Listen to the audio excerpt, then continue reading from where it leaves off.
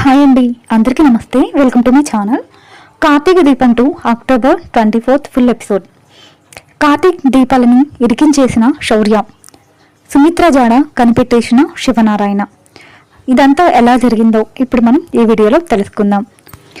ఇంట్లో శివనారాయణ ప్రత్యక్షం కావడంతో కాంచన, దీప, కార్తీక్లు ముగ్గురు కూడా షాక్ అవుతారు. నిజంగా సుమిత్ర దొరుకుతుందా అని శివనారాయణ అడుగుతుంటే దొరుకుతుంది అని దీప అంటుంది. నా మనవడు కూడా ఇలాగే నమ్మకంగా చెప్తున్నాడు. ఈసారి నువ్వు చెబుతున్నావు. ఇల్లు వదిలిపెట్టి 2 రోజులు అవుతున్నా మనిషి ఎక్కడుందో తెలియడం లేదని అంటారు శివనారాయణ. కోపంలో సుమిత్రమ్మ గారు వెళ్ళిపోయారని, ఆ మనిషి మిమ్మల్ని వదిలిపెట్టి ఉండలేదని అనసూయ అంటుంది. మనసు ముక్కలైన మనిషికి బంధాలు గుర్తుకు రావని, వాళ్ళు మనకి దగ్గరలోనే ఉన్నా కనిపించరని అంటాడు. శివనారాయణ మాటలతో కార్తీక్ కంగారు పడతాడు. ఒకవేళ శివనారాయణకి నిజం తెలిసిపోయిందేమో అని. సుమిత్ర నాకు ఇక్కడే కనిపించిందని శివనారాయణ అనడంతో అందరూ ఒక్కసారిగా షాక్ అవుతారు. మీ అందరి ప్రేమలో నాకు సుమిత్ర కనిపించిందని శివనారాయణ ట్విస్ట్ ఇస్తాడు. నిన్న నేను కూడా దీపతో ఇలాగే అన్నానని అంటాడు కార్తీక్. మీకు మీ అత్త అంటే అంత ప్రేమరా అని చెబుతాడు శివనారాయణ. నేను వచ్చిన పని అయిపోయిందని చూడాలని చూశాను అని చెప్తాడు శివనారాయణ. మీ అమ్మని చూడాలనిపించింది, వచ్చాను. రాత్రి కూడా ఫోన్లో మాట్లాడినప్పుడు నా ఆరోగ్యం గురించే కంగారు పడిందని, అందుకే చూడాలనిపించిందని అంటాడు శివనారాయణ. అన్నయ్య ఎలా ఉన్నాడు అని కాంచన అడగ్గా, సుమిత్ర లేక కనిపించడం లేదు, దశరథ్ ఉండి కూడా కనిపించడం లేదు అని చెబుతాడు పెద్ద ఆయన. సుమిత్రతో పాటు వాడు వెళ్ళిపోయాడని, నట్టింటిలో దశరథలా ఉండేవాడు, కానీ ఇప్పుడు వేరే ఎవరో ఇంట్లో తిరుగుతున్నట్లుగా నాకు అనిపిస్తుంది అని బాధపడతాడు శివనారాయణ. ఎవరైనా మీ అబ్బాయి ఎలా ఉన్నాడని అడిగితే నాకు ఒక కొడుకు ఉండేవాడు, వాడిప్పుడు లేడు అని చెప్పాలని అంటాడు శివనారాయణ. ఇక నీతో కొంచెం మాట్లాడాలి అని చెప్పేసి కార్తీక్ని బయటకు తీసుకెళ్తాడు శివనారాయణ. ఈలోగా సీన్ కట్ చేస్తే తాతయ్య కనిపించడం లేదని పారిజాతంతో చెబుతుంది జోష్న. కోడలు పోయిందన్న బెంగతో ఈయన కూడా ఇంట్లో నుంచి పోయింటాడులే అని అంటుంది జోష్న. దాంతో పారుకి చాలా కోపం వచ్చేస్తుంది. జోష్నని లాగిపెట్టి కొట్టాలని అనుకుంటుంది. వెంటనే పారు కోపంగా, ఏంటే పూటకొకసారి 2 వాతలు పడితే గాని మాటలు తిన్నగా రావనుకుంటా అని చెప్పేసి అంటుంది బెదిరింపుగా చేయలేపుతూ. రాత్రి నువ్వు చెప్పావు, తాతకి సారీ చెప్పి మమ్మీని తీసుకుని ఇంటికి వచ్చే వరకు ఇంటికి రాను అని శబ్దం చేయమన్నావు కదా అని చెప్పేసి జోష్న అంటుంది. దాని గురించి నేను తిట్టడం లేదే, మీ తాత పోయారు అన్నావు కదా, అందుకు తిడుతున్నాను అని అంటుంది పారు. పారు అలా అంటున్న జోష్నకి ఏ మాత్రం ఎమోషనల్ రాదు. ఒకవేళ తాత ఇంట్లోంచి పోయినా మనం ఏం చేయగలం చెప్పు అంటుంది కూల్గా. అతను మీ తాతే అంటుంది పారు అయోమయంగా. సొంత తాత కాదు కదా అనేసి అంటుంది జోష్న. ఒకవేళ నువ్వు దాసు కూతురివి అని నీకు దాసు చెప్పకపోయి ఉంటే నీకు నిజం తెలిసేది కాదు. అప్పుడు నీకు సొంత తాతే కదా, అప్పుడు సొంత అమ్మే కదా అంటుంది పారు. ఇప్పుడు నిజం తెలిసింది కదా అంటుంది జోష్న. నిజం తెలిసిన సొంత వాళ్ళు కాకపోయినా పెంచిన ప్రేమ అయినా ఉండాలి కదే అంటుంది పారు అయోమయంగా. నాకేనా వాళ్ళ మీద ఉండేది, వాళ్లకు నా మీద ఉండక్కర్లేదా అంటుంది జోష్న పొగరుగా. వాళ్లకు నీ మీద ప్రేమ ఉండబట్టే నువ్వు ఎన్ని తప్పులు చేస్తున్నా భరిస్తున్నారు అంటుంది పారు. నాకైతే లేదు గ్రాని అంటుంది జోష్న చాలా నిర్లక్ష్యంగా చూస్తూ. అప్పుడు వెంటనే పారు షాక్ అవుతూ, నేను చూస్తుంటే నాకు అనిపిస్తుంది చిన్నప్పుడు నిన్ను మార్చి తప్పు చేశానా అని అంటుంది పారు. పారు అలా అనగానే, ఆ తప్పు నువ్వెప్పుడు సరి చేసుకోలేవులే అంటుంది జోష్న. చేసుకుంటే అని అంటుంది పారు. షాక్ అయిపోయిన జోష్న, ఎలా చేసుకుంటావు అంటుంది. ఏముంది, అప్పుడు బిడ్డల్ని మార్చినట్టే ఇప్పుడు మారుస్తాను అంటుంది పారు. ఎలా మారుస్తావు అంటుంది జోష్న గుటకర మింగుతూ.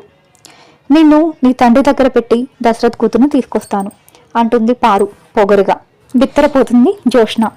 ఏంటి, దశరథ్ కూతురుని తీసుకొస్తావా?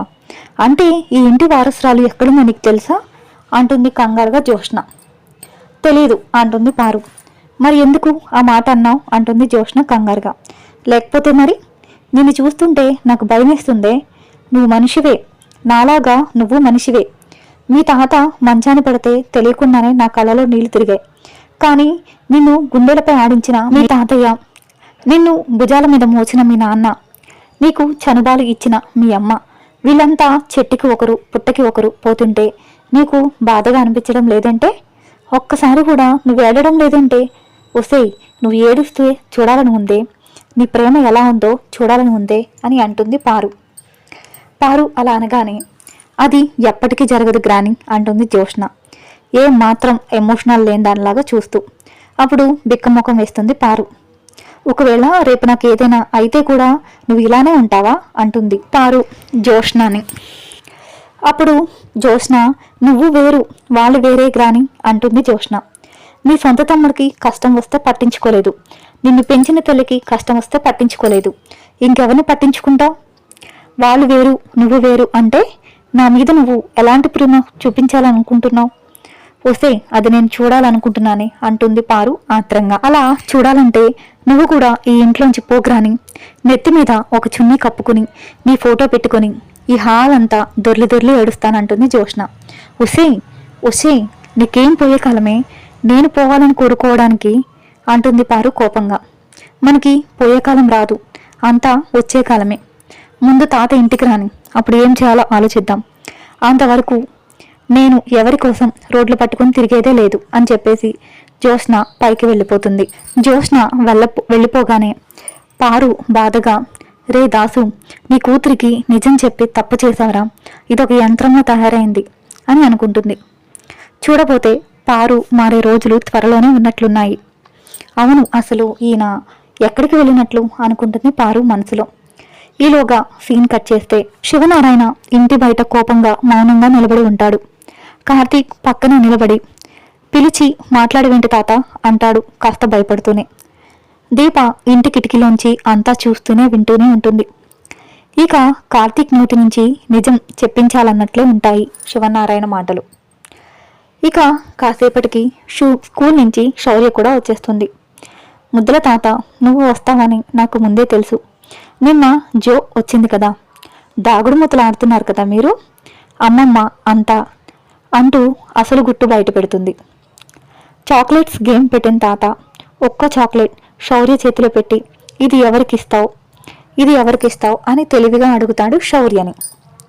ఇది అమ్మకి ఇస్తాను, ఇది నాన్నకు ఇస్తాను, ఇది కాంచన నాన్నమ్మకి ఇస్తాను, ఇది అనసూయ నాన్నమ్మకి ఇస్తాను, ఇది ఆ అమ్మమ్మకి ఇస్తాను అని సుమిత్ర ఇంట్లోనే ఉంది అనే విషయాన్ని క్లారిటీ ఇచ్చేస్తుంది శౌర్య. ఇక శౌర్యను లోపలికి పంపించి, ఇప్పుడేమంటారా కార్తీక్ అంటాడు శివనారాయణ కోపంగా.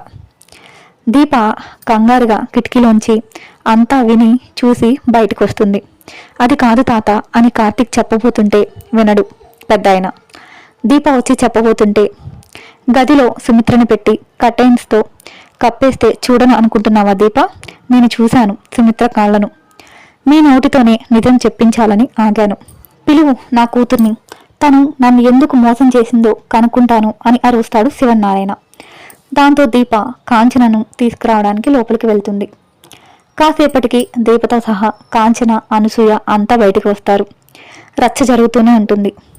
ఎందుకురా నమ్మిన ప్రతిసారి మోసం చేస్తారు అని తాత కార్తీక్ని తిడుతూ ఉంటాడు.